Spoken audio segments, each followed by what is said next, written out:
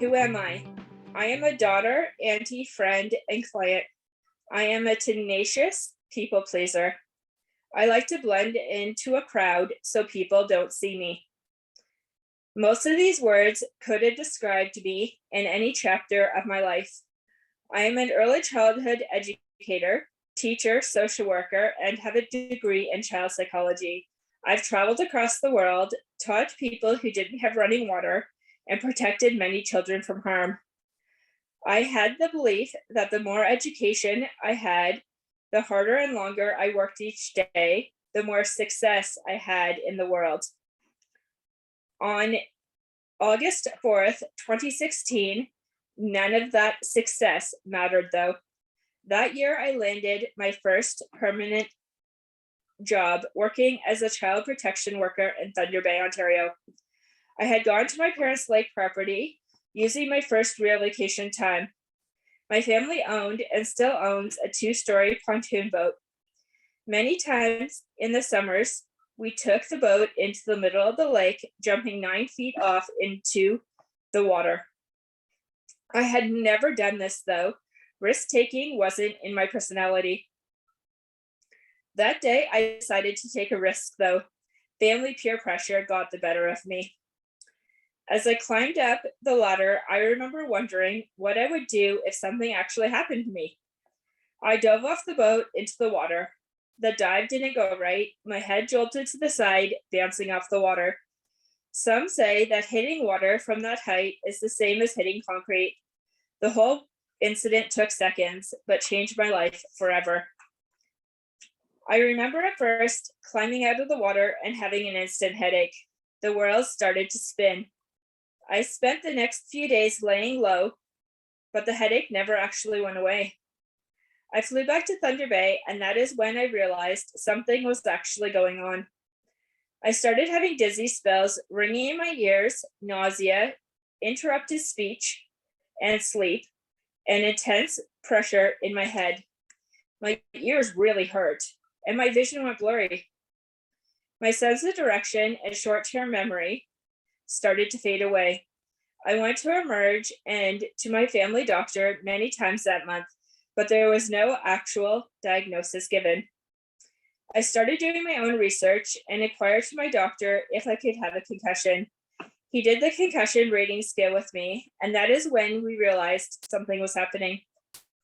He sent me to another doctor who specializes in concussions. That is when I was diagnosed with a mild traumatic brain injury.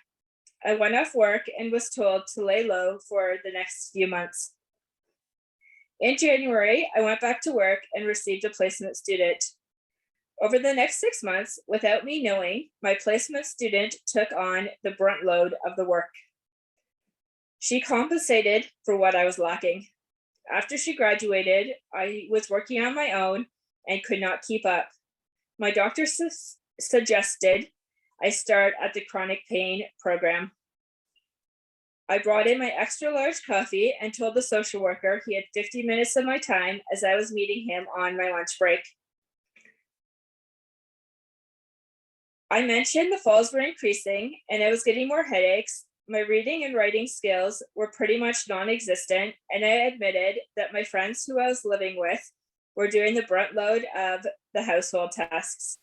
He invited me to join the 6-week intensive chronic pain program, and after a few invitations, I accepted. The day before the program began, I worked 17 hours that day, and it was my official last day of work. At first, I had a strong team of friends and colleagues who supported me. We called the support system Team Sam. Little by little, though, most of our friendships faded, not on purpose, but we lost our main work connection. My relationship with my family also suffered. One of my siblings decided that a concussion was not actually a brain injury, and I didn't fit into her sense of what a sibling should be.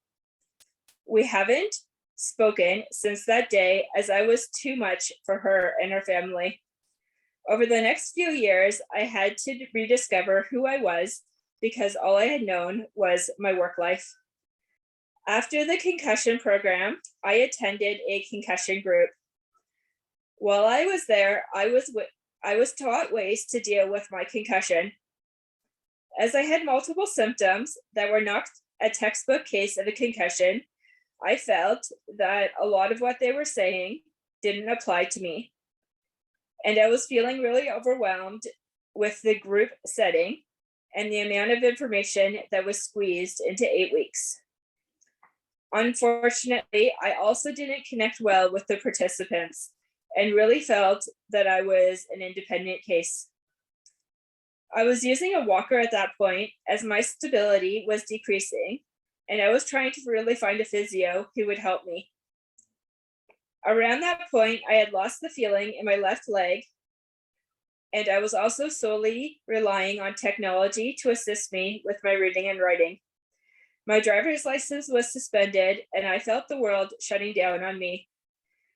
I was discharged from all funded programs and was labeled a pure mental health client.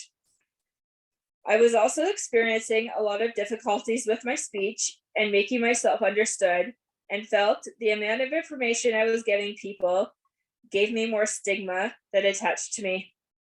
That is when I decided I had to be my own self-advocate. After hiring a private occupational therapist in the fall of 2019, she came to my home and did an assessment on my abilities. She connected me to home and community care support, and I transitioned from a walker into a wheelchair because of the falls I was experiencing and the weakness of my legs. My doctors changed hands at my family health team, and a mental health worker came on board. Through multiple complex diagnoses that happened shortly after the brain injury, I was referred to a neurophysiotherapist as I had specific goals I wanted to work on to work independently again.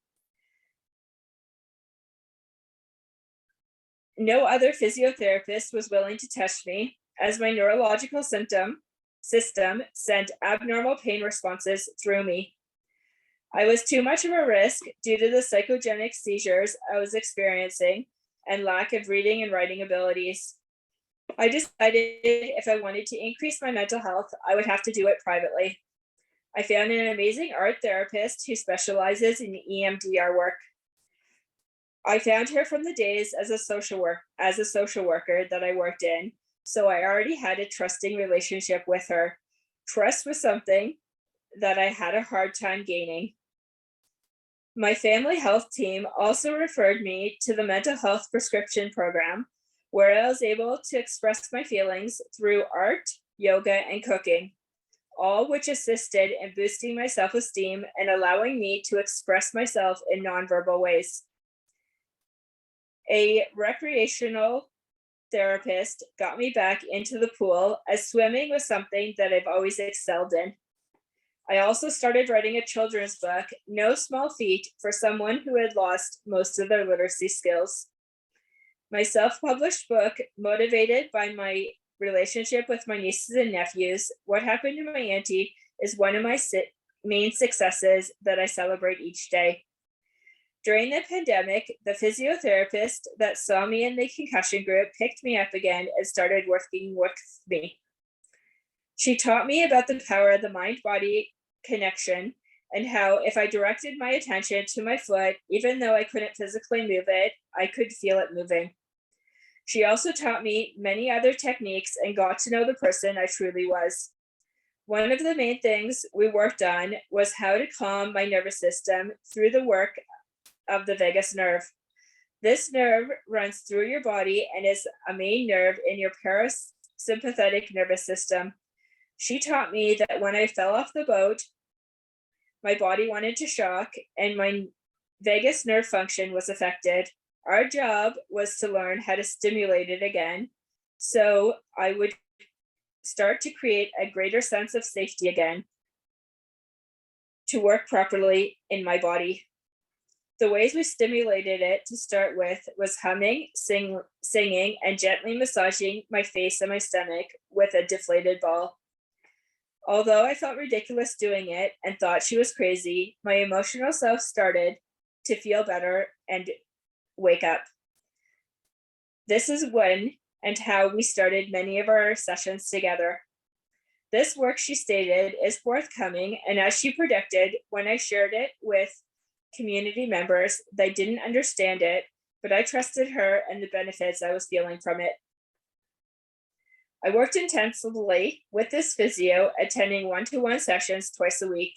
She incorporated activities that I like to do into our therapy sessions, talked to me about real-life goals, and listened to me, plus she believed in me.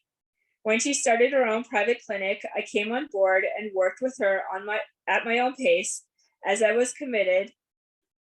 was committed to seeing me through to my final goal, which was to walk independently again.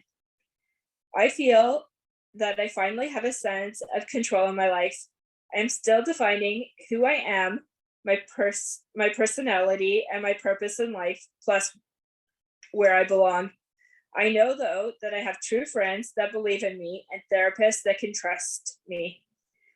It was through my own research, self-advocacy, and determination that I am the person I am today.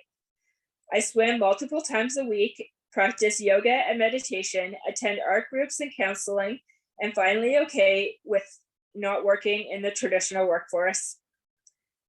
I am the chair of the People with Lived Experience Committee and the vice chair of the Accessibility Committee, both with the City of Thunder Bay.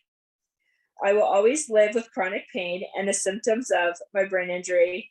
I have good days and challenging days when it's really hard to get out of bed as the pressure in my head is strong, and days when my eyes cannot tolerate the lights. Those are the days that I am strictly bound to the wheelchair. I also have to cancel meetings sometimes and appointments to focus on the betterment of me. If people don't understand me, I have to let my body know that I'm okay with it. I have learned to tell people to slow down when they're talking to me, turn down the background noise, as I can only concentrate on one thing at one time, and ask people to look me in the eye so I can read their lips. I set an intention each day, and as long as I fulfill that intention, I feel like I have left the day in a better place than it started. In my good days, when energy is abundant, I focus on my physical self, putting forth as much energy as I can. I am the face of a brain injury and a brain injury survivor. Thank you for having the opportunity to listen to me.